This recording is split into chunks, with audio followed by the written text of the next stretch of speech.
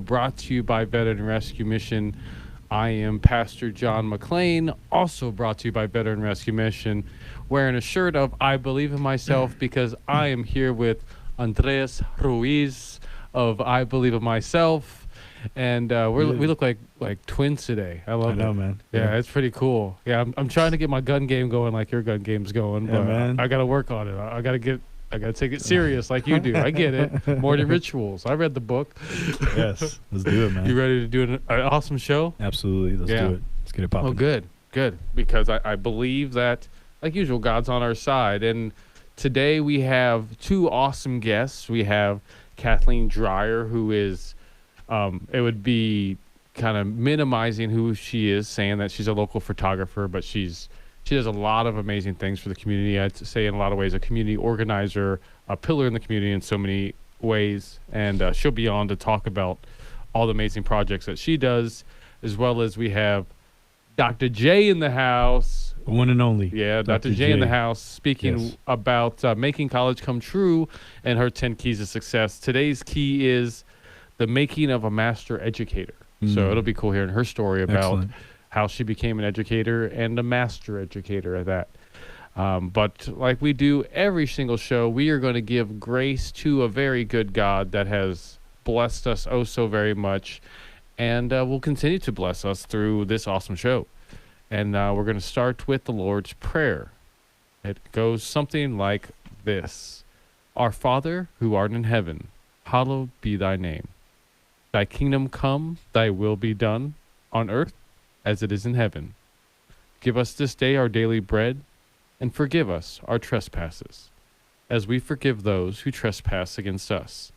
And lead us not into temptation, but deliver us from evil. For thine is the kingdom, the power, and the glory, forever and ever. Amen. Amen. Amen. Nice. So that was a good little ditty. I love that. Every time it just knocks me off my feet. It's kind of like I have to get us like a second to breathe after thinking about how thankful we are to God and giving him his grace. But yeah, absolutely. Take that breath. 1, 2, 3. Woosah. Let's now bring on Kathleen Dreyer. She is of Kathleen Dreier Photography. Also, current projects that she's working on are Tucson Black Voices, COVID-19, and Tucson Frontline Workers, and What White People Think. So thank you, Kathleen, for coming on the show with us. Thank you, John. Thank you, Andres. It's wonderful to be here. Awesome. Is my volume okay? Absolutely. Yeah, Sounds you sound great. Beautiful. Thank you. Can you hear us okay? I can. Awesome. Excellent. We're there. Can you hear me now? Yes, Good. indeed. It's important So to have good tell hearing us, all Kathleen. around in all the ways. Yes. So we go way back. I feel like we've known each other for at least a decade, and without kind of setting that up too much, let's touch on first what is Kathleen Dreier Photography, and then we'll talk about kind of like the background and the current projects you're working on. Sounds great. So generally speaking, my business, Kathleen Dreier Photography, I'm a multifaceted, eclectic photographer who focuses on events and portraits of all different sorts. So it could be birth and dying process, weddings and engagements, family reunions, community events. I do a lot of photography for nonprofits in town, and as well as multi-day corporate gigs. So generally speaking, that is the working active business side of Kathleen Dreier Photography. Okay, and I mentioned earlier that at least some of the current projects that I know about are Tucson Black Voices and COVID-19 and Tucson Frontline Workers and What White People Think. Explain these to us, and then we'll get into maybe some of the previous projects you've done. That sounds great. Thank you so much. So up until when the pandemic hit, my primary, at that particular time, like January and February of 2020, which seems like it was a decade ago, was that I was doing multi-day corporate events, held at hotels and resorts, with big companies.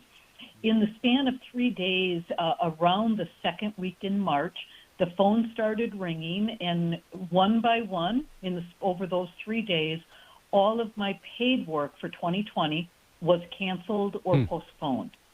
And it was a huge shock. Like so many of us, we were reeling in our own kind of version of just shock and bafflement, confusion and fear, wondering where to go. And so I sat in that sort of unknown space and just pondered what I was going to do. I knew from all of my own spiritual practice that panicking was the one thing not to do, and that to remember that I'm resilient and I can figure things out. And so I'm sorry, there's a call coming in, and I need to try to stop that. I'm sorry. I hope that didn't. We can still hear you. You're fine. Thank you. And so by the I used my former career. This is relevant. Is I'm a social worker, primarily in child protective services. I've done that for over 30 years, and I've been a photographer for 15 years, and then I've had other businesses too. And so I've always been interested in the human condition and social issues. And long before I started my portrait series, and John, you know this about me, it would not be unusual to see me out in the community covering a protest or an event or a march of some sort, not because it was paid work, just because I just knew that it was important work to document and represent what's going on and what are everyday people's concerns. And so as a social worker, I was also hyper aware of the fact that I couldn't speak about the horrors of my job. I could not speak about how awful things are. And it occurred to me to bridge that and to take that into consideration with the current frontline workers. And so I thought that I could use my social media platforms and go out and safely take the portraits of our frontline workers, first responders, and essential workers, and have them share in their own words the reality of the situation, how the pandemic was impacting them, their families, the line of work that they do, and the people that they serve. And so it was a powerful opportunity, right? And so I reached out to a couple people that I knew in the social work field that just started the ball rolling. And so over the course of the month now, I have photographed now, I think somewhere around 95 people for the series, and I share their words and their portraits across platforms. So years ago, when I was a beginning photographer, I attended a workshop, and the gentleman, Matthew Jordan Smith, who led the workshop, always spoke about the importance of, as a photographer, to do personal photography work in between paid work as a way to stay inspired. Well, the last year has been a perfect opportunity to do just that. I never set out to do or intended to do 3 series, but the pandemic and its impact kind of as well as what was happening in our country and in our society, basically pushed me along in a wave and almost directed me, and you gentlemen are well aware of this, and your audience is too. We get guidance from we're plugged into a different network, so to speak, and we get instructions about where to go and what to do next. So moving forward, in June, after George Floyd was murdered, I attended a vigil at the Dunbar. There was multiple things that occurred there that woke something up to me that I had never thought about in my 60 years of life, namely that there are so many different perspectives within the Black community about what the issues are and how to address it. And as a white woman, it was time for me to listen, to be quiet and to listen. So I began the second series called Tucson Black Voices. I had already been doing the Frontline Worker series for a couple months, so I had my method down. I knew how to do it safely, keep everybody safe, including myself. And so I started that series, which reaching out to one or two people that I knew, and then it blossomed from there. And so in that series, I have taken the portraits and gathered the statements of approximately 85 individuals. Then at the early part of September, a Black friend withdrew his interest in participating in the Tucson Black Voices. And I had asked him if I had done anything wrong, because that's kind of my nature. I always kind of turn fault on myself, like I must have screwed up.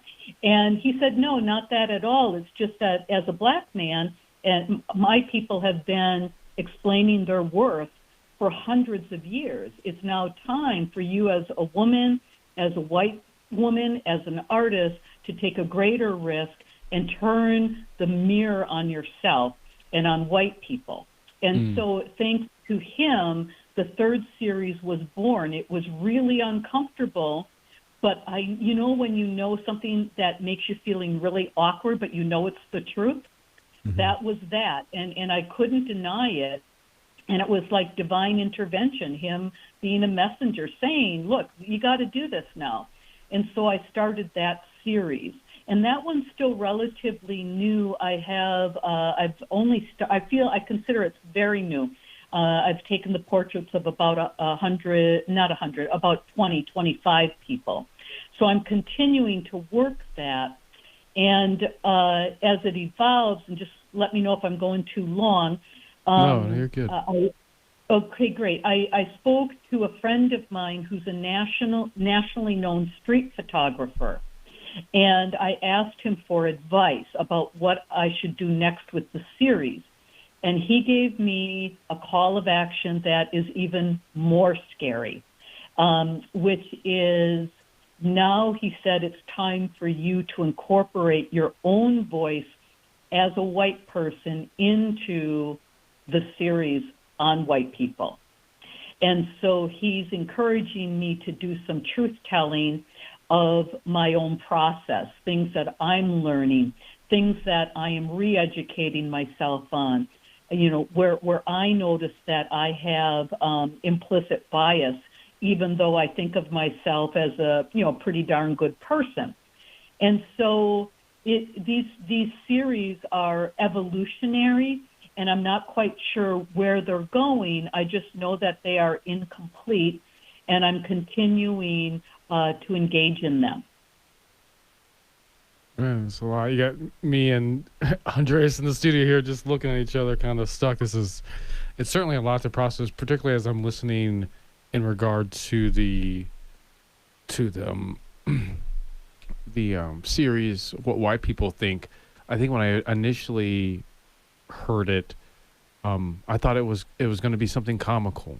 So that was an interesting kind of initial thought I had. So to see kind of like you take what could be like some could perceive as a comical thing and put a real serious light, I felt like I'm really actually interested to see how this kind of pans out because like you're saying, it's a very uncomfortable conversation that needs to be had. But I think much like a lot of relationships, whether that's husband and wife or mother and child of best friends, or I guess that we have to have, as cultures, we're 10 minutes away, 10-minute uncomfortable conversation away from getting to the solution. So, tell us what your kind of your vision is for that project, because certainly I'm interested in.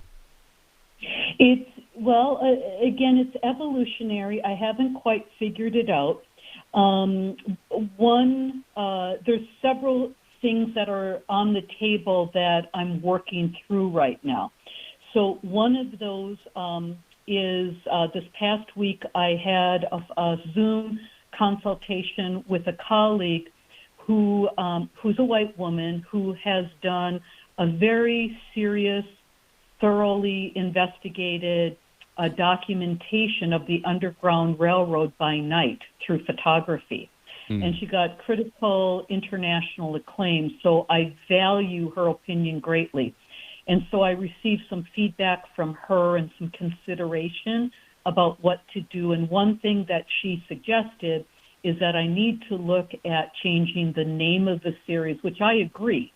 I was never comfortable with the What White People Think as the name of the series, but I wanted to get started with it, and so I just see it as a working title, but giving thought to changing the series so it's more clear. Like rather than, as you said, hey, maybe this is going to be comical, like kind of catching people in their ignorance, but it's more so catching people in their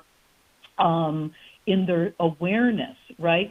And one thing that I can tell you that I've noticed so far is when I host groups, and I can talk about Pillars and Bridges, which is a group that I've been hosting once a month. Yeah, we have about 1 minute till we have to jump out of here, so please do. Okay. So they are a group that, I'm trying to figure out which one to focus on. Who attends, who shows up at these meetings are people in my age bracket and gender. And so I'm getting a clue that some of the change agents around racism are middle-aged white women. We're the first ones to hold up the mirror we're the first ones we've been raised on guilt. So we're the first ones to look and say, hey, we got to look at ourselves and see what we're doing wrong and how we can change. We're going to use this little segment, one, to talk about how awesome Dr. J is and Tucson International Academy and the work that you've done there, and then also to reminisce. Oh my goodness, we've been doing this show for a little over 7 months now. Has it been? I thought it feels like it's been. We started in July. Really? July or June? July. Okay. Yeah. And we just keep on coming back. No matter what they say, we just keep on coming back. And I guess you were saying during the break, when we first started doing this show, like we were kind of like the only show in town. Like people were hiding underneath rocks back in those days. Yeah. Yeah, man. I was thinking about it and how, a lot of people were in fear. We're really stuck in fear, paralyzed. And, we were just doing our thing, man. We were being of service. I was still speaking. I mean, I'm still speaking and online. I just had to change things up. But man, while everybody was kind of in fear, I felt like we were alone in this together. You and I, we were just going at it, staying positive, optimistic. And here we are, here we are, still moving forward, man. Still moving forward. We're alive. Neither one of us got COVID. Yeah. Thank God. Yeah. I know, which was surprising. I definitely at the time when things were going on, I felt like, oh man, if anybody's going to get COVID, I'm going to be the one, because I travel more than most people I know. I'm a community organizer, so I'm around people more than most people. As we mentioned, we were doing a radio show, doing events. Like we were still operating. Yeah. And yet here we stand, healthy.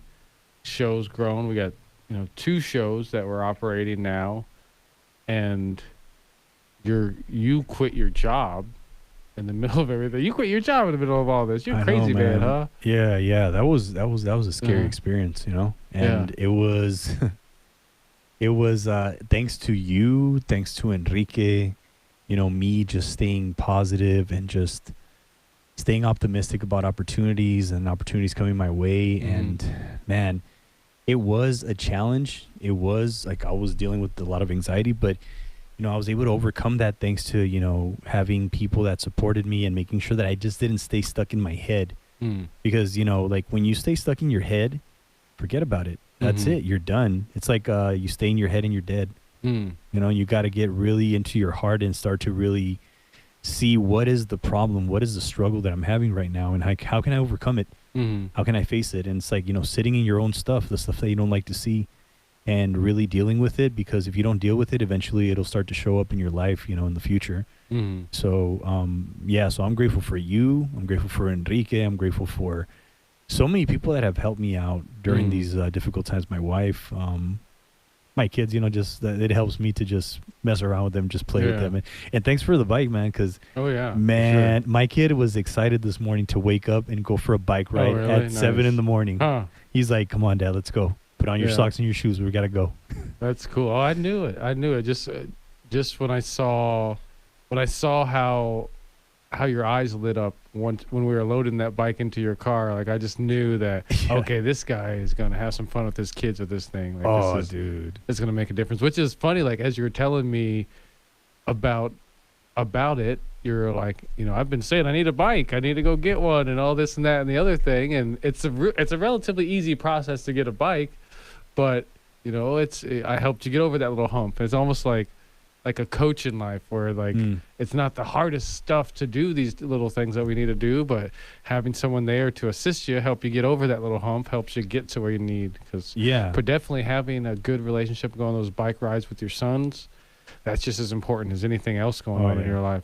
Absolutely. Priceless, man. And I think that's what we have been doing throughout this whole time. Instead of staying stuck in fear or worry or anything like that, we do have our worries and we do have our fears and our self-doubts, whatever it is, but then we immediately start saying, okay, what can I do about this? Instead of staying stuck in analysis paralysis, overthinking. When you overthink, you drain your energy, because our thoughts drain our energy. They give us energy, take away our energy, and it's our choice. Do we want to stay stuck? Let's also talk about, I know you work with Tucson International Academy and you do stuff over there. Explain to me what that looks like. I know, you tell me every now and again, but I really don't know at all what you do over at Tucson International Academy. Man, it was amazing. And it's interesting you say that, because I just gave a presentation to the whole staffing 2 days ago. Had so much fun. We just were talking about like anger and just how to control your emotions. We did some activities of taking deep breaths. We also did some brain games, from my friend Enrique Feldman. And we did all this stuff, and it was so much fun, man. Everybody was so Is open. That what I saw? I saw there's like a projector screen, and then Enrique was sitting down. No. It was me. Enrique wasn't there, but we were doing that stuff, man. It was so much fun. I also coach their staff and I coach their kids, and I have had so much breakthroughs, been able to assist a few of the staff there with just stuff that's going on with COVID. It causes fear, or the kids as well. I'm helping them not procrastinate, making sure that they have their time management stuff going on, and taking action, checking up on them. Hey, did you get that homework assignment done? And they're like, yeah. And sometimes everybody needs that little push. That's somebody to just little push them and say, I believe in you, man. You can do this. You got this. And so that's what I love about Dr. J and Tucson International Academy, is that they bring in people like myself to really just not show them about school. Sometimes we need to learn about emotional intelligence. Sometimes we need to awareness, like Kathleen was mentioning, raising that awareness, like watching yourself, like you're getting too angry. You're getting too sad. Maybe you need to work out. Maybe you need to change a habit. Maybe you need to start doing work. There's a lot of things that we can do to make sure that we are staying progressive and also staying positive. So that's what I help Tucson International Academy with. And, they bring me in with open arms. Everybody's so, great there. I just love working with them. I can imagine. I mean, all the people we've had on this show, whether it's Mr. B or it's, it starts with A. Arlene, yeah, she's great. Dr. Dr. J's husband, like her daughter, they're amazing. They're amazing family. I wish I was part of the family. So definitely, we are blessed to be connected to them, and I'm happy for you to have that opportunity in your life, and for them to have you in their lives. So yes, you ready for this, Buds? I'm ready. Let's do it, man. I know you are. We've been doing a pretty excellent show, but it's about to get at least 2 times as good, if not 3 times as good. There you go. Because I hate to be the one to say it, but Dr. J in the house. Dr. J's in the house. Yeah. Let's do it. Yeah, for those in KBOI land, you know what that means. It means goodness for the next at least hour and 15 minutes, let's There you say. go. Yeah. Because we got her here, and we got her on the Making College Come True radio show preceding this little show. Yes. And those who do not know that voice, that is Dr. Jennifer Herrera, the superintendent of Tucson International Academy, the author of the book Making College Come True, and the new host of the radio show Making College Come True radio show. you go. Yes. How are you not tired? Like, I'm tired saying it. I don't know how you're not tired doing it. I was gifted with a lot of energy. I Let's guess put it so, that way. huh? Yeah, for sure. Yep. Yeah, so we were gushing over Tucson International Academy the last segment while you weren't here. Oh, But thank you. you're here now, and we definitely the thing I've been teasing the audience with is the part in your book of the key of making a master educator. And I certainly, in reading it, I thought there were just like, one, a lot of really heartfelt stories, and two, a lot of dots were connected about who is Dr. J. So, explain to me at least the part where it was talking about your first memory with education as a child. Oh, well, my first memory of education as a child, my mom was a kindergarten teacher, and she taught in a district outside of our school. But she asked permission to let me come with her to work and be in her kindergarten class. So that was kind of fun. And I assure you that she was more strict with me than any other child in the class. I had to call her Mrs. Smith, and I had to line up like everyone else. I had to do all the work like everyone else. I got disciplined like everyone else, and no one knew, I don't think, that she was my mom. So it was really, and I think because of that experience, I got to see like right away what a teacher really does, because I was there early with my mom. I was there late with my mom. She had meetings, and I had to wait in the room, and I just had time to look around and sit at her desk, and probably that influenced me a lot more than I ever would have thought. Yeah, and while I was reading it, I was wondering, it was interesting. I was thinking the idea of like, what is it like being an educator raised by an educator? It's invigorating. I mean, it's kind of exciting because you can really connect with that parent, because that's your whole life. Education, being at school every day is what you do. And so when they say, how did your day go? You're a little more willing to say how your day really went, because your parent, that parent anyway, understands what you're talking about. Oh, we had, so-and-so at recess, blah, blah, blah. Whereas my other parent would say, well, that's good. And I'm like, no, it wasn't good. I'm sorry to hear that. My dad, he was on the school board, but he still didn't know the inside scoop of things. But my mom did. She'd say, well, where was the teacher? Well, what happened? And so she had the right questions. And also I could not get by with anything. So it made me a very good student. You cannot mess around. Where's your homework? We don't have any. Okay, I know Mrs. Red, and she said that she gave me so it's like, all right, like here's that my accountability. Higher accountability. Nice. Well, and there's also a part where you mention that this is a real touching story. This part almost brought a little tear to my eye, about where you got a shot at teaching when you were 10. Yes. Yes. Tell us about that. I mean, it's kind of odd, but apparently, like teaching doesn't come natural for everybody. And I don't know that it came natural for me. Again, I was just around it all the time. And of course, we always played teaching with our Barbie dolls and all that stuff. Any kid that was smaller than us, sit down, you're going to learn to read, So we had that kind of activity happening all the time. But one in my church, they had a children's church, and they couldn't get enough teachers. And so I was a teacher's helper because I was only 10 years old. But the teacher never showed up. Oh, wow. So I would be like, okay, the pastor's preaching.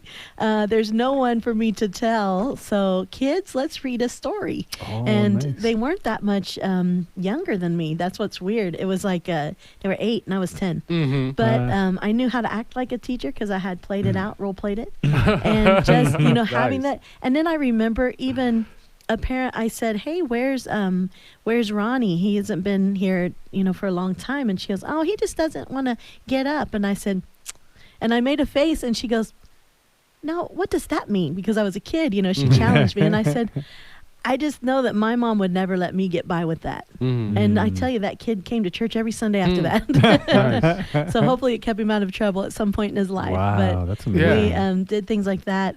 I don't know that I was a great Sunday school teacher because I too was just learning. I was a kid, but I could sure read the story and I could sure have them color the page and do the page with them that they had. And you eventually became like the superintendent of that or something of that nature. They even put me in charge of the nursery. Yeah. And I mean, I remember calling people because I had to get people scheduled. And I remember my mom goes, "They're having you do what?" I said, "I have to call these people." And they felt fine to tell me as a kid, no. Yeah. So, but you should have seen how quickly I learned to challenge them. And then being challenged by a kid, maybe that made it sting a little more. And then they finally started stepping up more. And then someone said, "You know what? She shouldn't be having to do that." And so they stepped up and I said, "Oh, that would be great. I'll assist," because it was too much for me. I didn't like the rejection, the constant rejection. No, I don't have time for that. Yeah. Why are you calling me? And I was like,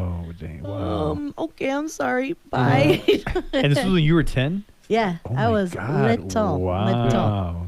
Yeah, and when I was 12, I remember they had honor Sunday school during the regular service, and they said, "All right, so we want all of our people to come up, and we'd like our superintendent of Sunday school to come up and introduce all the teachers." Everybody looked around and go, "Well, who is the superintendent?" And then they said me, and then I was a 12-year-old at the time, and I walked up front, and they stood up and applauded. Yeah, like, oh my God. Wow. And you know what? It just was like conviction for the adults. They're like, oh my God, we have failed to serve our kids, and now we're having our kids serve our kids, which is great, but shame on us, so they really started to step up, and that was a good thing, because I don't think you can sustain it as a kid. I don't think I could have sustained it, but I did it because, again, I was just the assistant. I showed up, but the teacher didn't. Okay, and the kids are already there. What are you going to do? So you just by default become the teacher.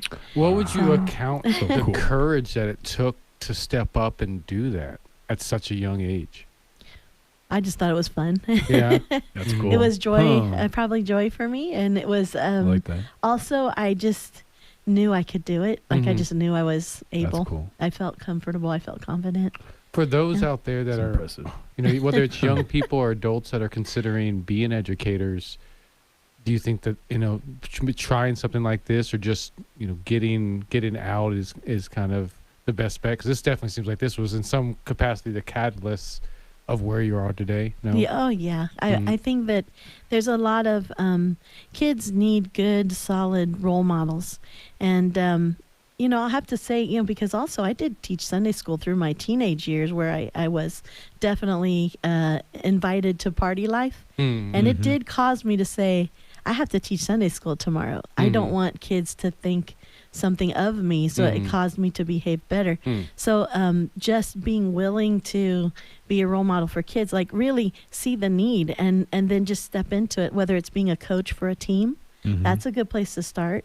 Can you control your anger? Can you control your temper? Can you build the kid, not tear him up? Can you, Sunday school, can you be a good role model? Nobody's perfect, but when you mess up, are you able to, do you have a way of finding your way back to the better lifestyle, the better example, and being true to that? I also know of a friend of mine who's Sunday school teacher. He went to the church down the street, and it was also a very good church, but this one church Sunday school teacher would teach Sunday school, and instead of going to church after, she would jump in the car with a married man. And we all knew, and we were all like, that's wrong, but nobody said anything. And I think that, if you're going to work with kids, it's so important that you choose not to work with kids if you're going to live a double life. You cannot. Kids are so smart. We were young and we knew everything, believe me. We didn't judge them. We just thought, it's a little hypocritical, and that's not powerful. That doesn't empower anybody, and it also causes you to discount the information that they're delivering. And so I think even let's go to public schools. As a teacher, you just cannot have this double life, especially now with social media. I mean, we tell our teachers all the time, get off of social media. Don't friend your students, and keep yourself professional. Yeah. You know, and in this day and age with the internet, so here's something: the internet. They don't feel they have to come to an adult because they can just go to the internet and find the information. But who posted that information? It could be any radical group. It could be any philosophy trying to infiltrate. It could be anything. But they have no filter because they haven't had adults help them process things. So I think it starts with parents. Parents really need to be there for their kids. And then it starts with the school. The teachers really need to be careful with advice they give. I tell my teachers all the time, we are not counselors. We don't talk about certain issues with them because that's a parent issue. That's not our area. Our area is reading, writing, math and science, and social studies. That's it. Don't try to cross that line. And the lines are very blurred at times, and we have to constantly remind them, stay in your lane, do your job, and then ask everyone else to step up and do theirs. So, Nice. yeah, you got to be a resource. You got to be the example. You got to have integrity. I think that's the word of the day, children, Nice. is integrity. So all you listening out there, integrity. Integrity. Yeah, if you Nice. say it, do it. If Awesome. you do it, then be able to speak about it with confidence.